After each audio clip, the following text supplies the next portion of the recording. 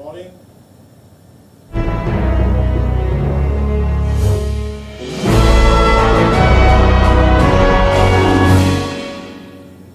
Hello, everybody, and thank you for tuning in to the Liberty Report. With me today is Daniel McAdams, our co-host. Daniel, good to see you. Good morning, Dr. Paul. You know, last week we talked about some sanctions and a sanction bill that was passed in the Senate a couple weeks ago. And of course, we were explaining why that wasn't a good idea. But the senators, voted for it overwhelmingly, 97-2. And then when this bill went to the House, all of a sudden said, oh, it's a technicality, nothing wrong with the bill, but we think we have to exert our constitutional responsibilities in the House, because only in the House can we pass these bills that involve, taxes and this sort of thing. They claim jurisdiction, which at the time I made a bit of fun of that, because all of a sudden they're constitutionalists on this technicality. Well, others thought, well, maybe what's going on here is that Trump wants to sort of slow this down because he's been on record of not bashing Russia. And these sanctions were mostly against Russia and some against, I think, Iran. And so we thought maybe, or at least some people thought, well, maybe what he wants to do is stop this and make it a better bill and back off on something of this. Well, it turns out that the House has worked on it. They worked on it over the weekend. This is a big deal. And all of a sudden, magic occurred over the weekend, and they have a bill now that's going to be super good. And they're going to bring it to the floor, the House floor, tomorrow, most likely, to vote.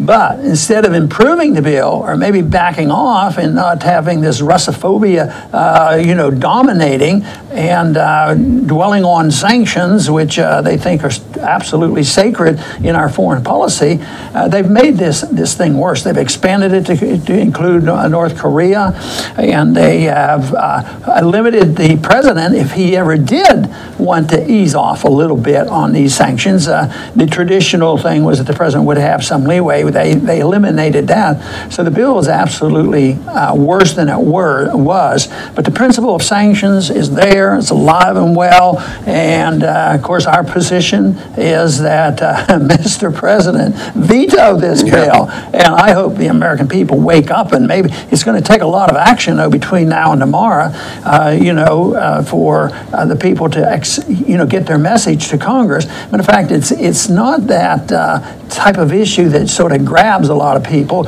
More people, I guess, are still wondering about who spied on whom, in the election, which is totally irrelevant. Now, this issue is a big issue, especially if you recognize that sanctions are not healthy for the safety of the world. And we dealt with this subject on all the sanctions that lasted for 10 years against Iraq, and kept saying, sanctions lead to war, sanctions lead to war, and that, of course, is my big concern. So I'm sure you've kept up with this pretty much. I can't believe you can find much optimism in what's going on in the House right now. Well, I think politically this indicates that the Republican Party, which controls the House and Senate, most people wouldn't realize that by what's happening, which is nothing, no Obamacare repeal, nothing, but the Republicans actually control Congress. This, I think, is an absolute surrender of the Republican Party to this Democrat warmongering over Russia. They basically just said, we give up, and the president's caught in the crossfire.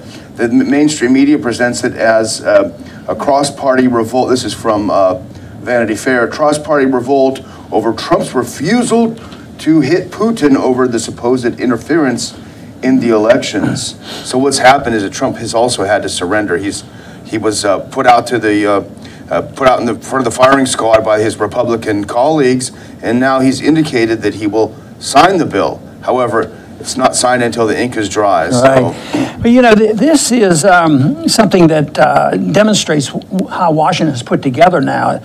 Some people still believe it's Republicans, they're the conservative, the liberal Democrats are over here, and they argue over Obamacare. Republicans are for free market medicine, and the Democrats are for socialized medicine. That's back and forth, which is fiction. And for the most part, the Republican Party and the Democratic Party, even though they fight, they always get the bills passed. Their foreign policies are always the same.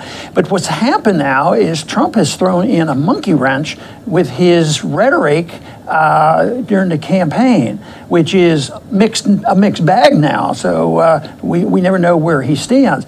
So the coalition has held together, not the old one of the Republican Party leadership and the Democrat Party leadership to promote these things, because the Republican Party is split. We have the Trump people in charge, but we still have, the people, actually the leaders in the House and the Senate are still the old-time Republicans, and they are neocons, basically. So all of a sudden, we know the Democrats are pro-war. They've been that way. So all of a sudden, the coalition is still there. It's just, if you want to describe it, it's a three-way deal, but I think it's the same group of people. And in another way, I think with Trump capitulating, he in many ways has capitulated to the deep state. The people who really control things. And this is a foreign policy issue that is very important. And down with Russia, and they're beating up on them. And of course, I consider this wrong, and it won't help anything. And we'll talk a little bit about, whose ox is getting gored. There's some people now internationally are saying, "Hey, hold on, America, who do you think you are?" Yeah. There's some treaties there that you signed onto, and all of a sudden you don't care. So I think that we're going to hear some noise from some people who are going to suffer from this over and above our concerns about this leading to all-out war, this type of operation. Over time, I think it invites hostilities. And you're absolutely right. I mean, both parties, as everyone knows, are for war, are for conflict. Both parties in Congress are that way. But the president was elected with different rhetoric. He was elected by saying, let's get along with Russia, let's stop trying to run the world, let's put an end to all this nation building. That's really what put him in the margin of error. But you're right, you point out that he's not able to stand. He's basically, through his incompetence, he has hired people to serve him that are in bed with the neocons.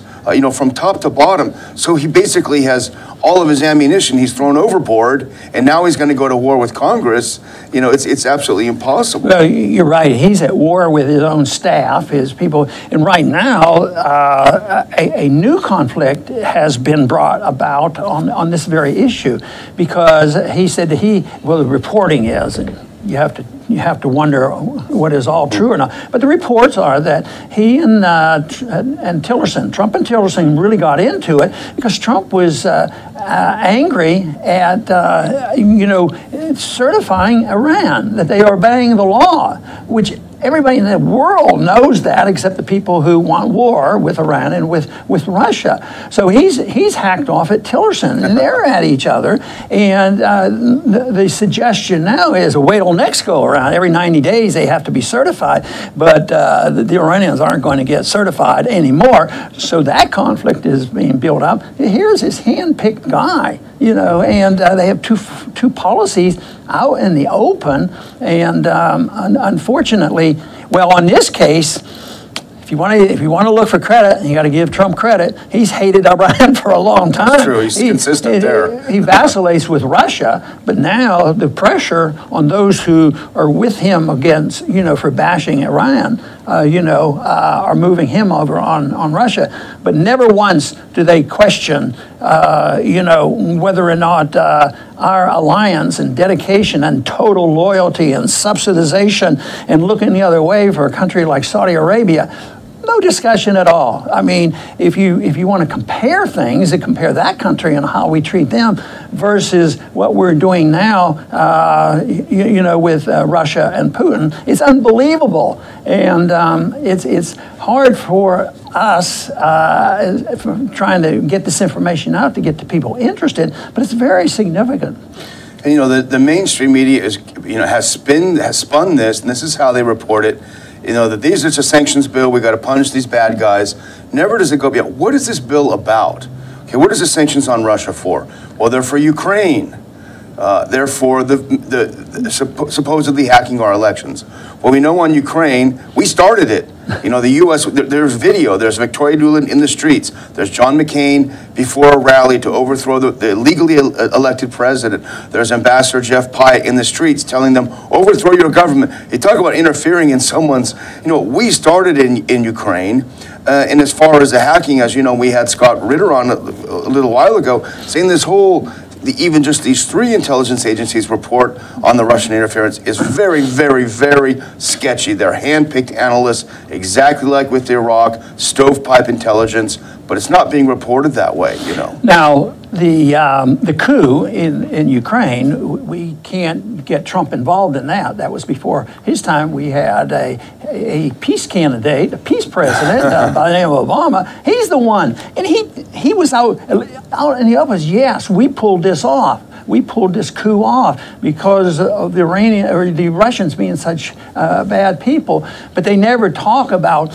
what were some of the promises made, you know, after World War II, that NATO was not to be expanded eastward past Germany. It's all around Russia now. And here we are involved in this. Ukraine, you know, happens to be a next door neighbor of Russia. That doesn't justify any harm done. But what you point out is the coup. The biggest thing is the overthrow of a legitimate government. Yanukovych was thrown out, and guess what, by whom? United States, NATO, and the European nations. Now, those same nations that participated in this coup because they had to be anti-Russian are the same ones crying, well, maybe the United States is going too far. We in Europe should be able to define our own destiny. And we're getting cheap gas, and we're getting royalties for the use of pipelines. And they like this, and now they're changing their tune. So they want their cake and eat it too. You know, they want to be strong anti-Russia. At the same time, there's trade going on. And then when you get into the depth of which oil companies are benefiting. You know, the suggestion is that Americans can sell, if we cut off the gas coming from Russia into Europe, oh, we'll sell them our gas because it's cheap. Yeah, sure. Yeah, we're going to ship it on a boat and make it the same efficiency of getting it. But there's oil companies, you know, Exxon, Mobil, and some of the other big ones, other American companies say, hey, hold off on these sanctions. These sanctions aren't good. So you have European companies, you have some American companies are for it, some American companies against it, and it's a good time for people to think seriously about what are the benefits of sanctions? Does more harm come than good? And our argument in the 80s was, or in the 90s, is don't keep the sanctions and the bombing on Iraq. It could lead to a bad war and a bad outcome, and we're still at war there. But they won't look at these initial causes, the setting of the stages, and this is just more,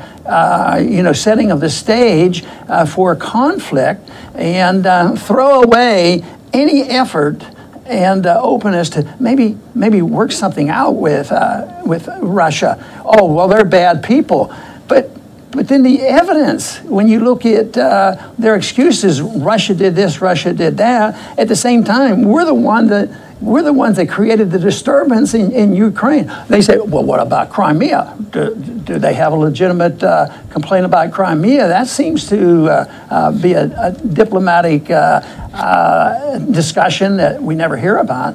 Yeah, and that's all about the timeline. You know, the coup happened. The U.S. was behind the coup. We have it on video. We have the cookies being passed out. We heard the EU phone call. We know what happened. So what happened after the new U.S.-backed government took over in Ukraine? Well, one of the first things they did is they tried to ban the use of Russian as an official language. They backed off that, but that was the initial thing. And that set up red flags in places like Crimea, which is like 90% Russian, in places like eastern Ukraine, which voted 90% for Yanukovych. All of a sudden, they're told they can't use their language. So what did Crimea do? They organized a referendum and said, okay, guys, we need to decide if we want to leave this country, if it's going to ban our language. Most people voted to leave, and so Russia said, okay, we respect your vote. They rejoined Russia, but somehow it's presented as if the Russians invaded Crimea. They're already there because they had a base there and took it back. You mean they had the audacity to talk about self-determination? They had a vote. How dare they? There's been some lip service given to self-determination, which is just lip service because most great nations don't even believe in it. So that is a major problem, but people don't want to see this. And then they get into this, well, we have to put on sanctions because they've interfered in elections. Well, we mentioned the coup, but didn't we come across a statistic that was pretty reliable 100 different times since World War I or World War II that we've been involved that we've been involved in the elections, and we admit it. It's out in the open, and we're always involved in regime change. I mean, we could probably run down a list of 10 times in the last 10, 15 years, you know, of all the regime change, and they worked out, you know, rather well. Everything's going well in Libya. Everything's going well in Ukraine. Everything's going well in Iraq. Everything's going well in Syria. Everything's going well in Afghanistan. So we are the champions of democracy and regime change, and yet what are we going to do? And then they come down, but the Iranians, they commit more terrorism than anybody else. I think there's some flaws in that statement as well. Well, when's the last time Iran has attacked the U.S. in a terrorist act? Zero. It never has. Yeah. It doesn't have a terrorist record. Most terrorism around the world is sponsored by Saudi Arabia. That's just a fact. And I think they've committed a little bit of aggression with Yemen. You know, that's going on. And we're morally guilty. We're financially guilty. We're there, and we're a participant in that. We never say boo about that. We never say a single thing.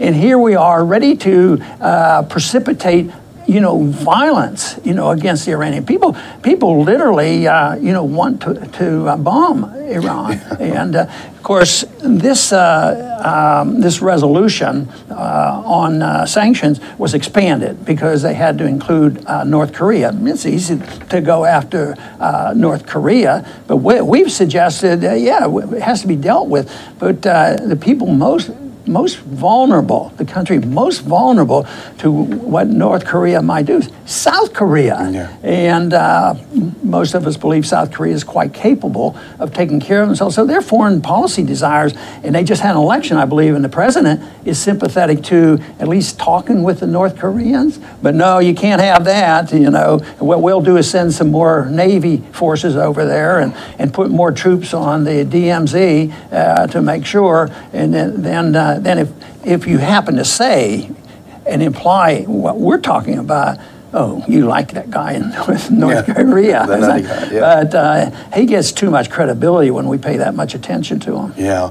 And, you know, just to touch back on the European response, I think it could be significant. You know, the Europeans, as you've said, they want their cake and eat it too. They love going along with the coup. But now that it's going to hit their bottom line, they're starting to panic. The European commissioners had promised a response within days if this bill becomes law. They're concerned that their European companies that are involved in the construction of things like the Nord Stream 2 pipeline and other pipeline projects, these are big European firms that are building these. These are a lot of people working. These are a lot of jobs.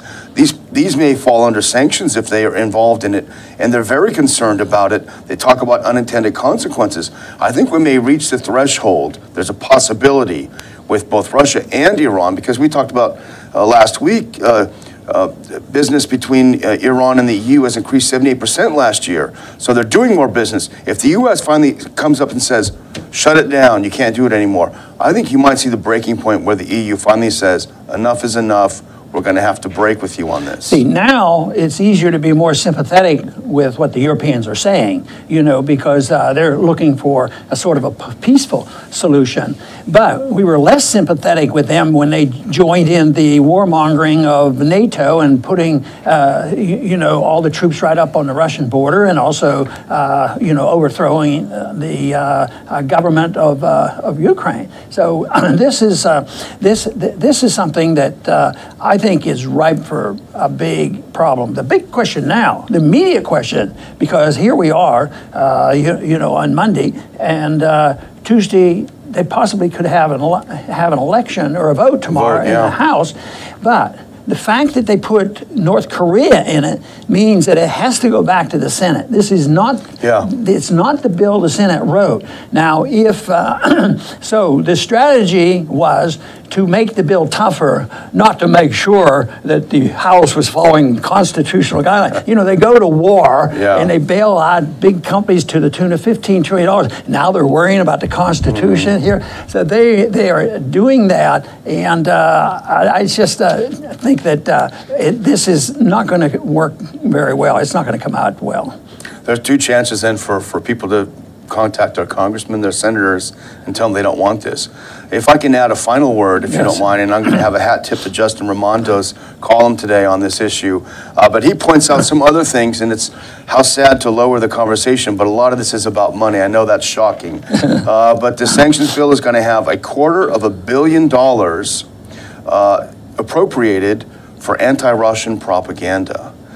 It's the Countering Russian Influence Fund. And you know what this is. This is a big slush fund for NGOs, for George Soros and all of his groups. They're all going to suck up this money. It's going to fund all this. Just a huge waste. The other thing is there's about $30 million to pay for free gas for Ukraine. And I'm sure Americans this winter who can't afford their gas bills are going to be happy to have given this gift to Ukraine. A lot of boondoggle money in here as well. That's right, good point.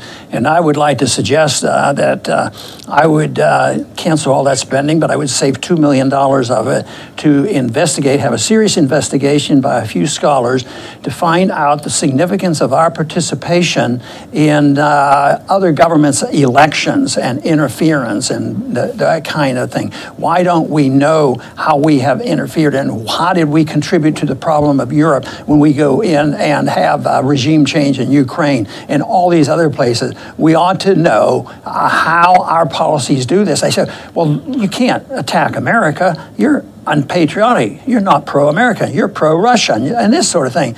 We're pro-truth. We want to know what's going on, and I think that's the most patriotic thing a person could do, is to seek out the truth about their own government and to find out if there are errors made and do what we can to correct them. So that is one effort that we put forth here at this channel, to make sure that the American people have a source, because you're not going to see this information or hear this information about how we make mistakes. And the simple answer to this is we have made a huge mistake, especially in the last 100 years, when we assumed the role of the world policeman, that we are to police the world and that we are to be involved in internal affairs of other nations and make the world safe for democracy by throwing out dictators and then put in a different dictator.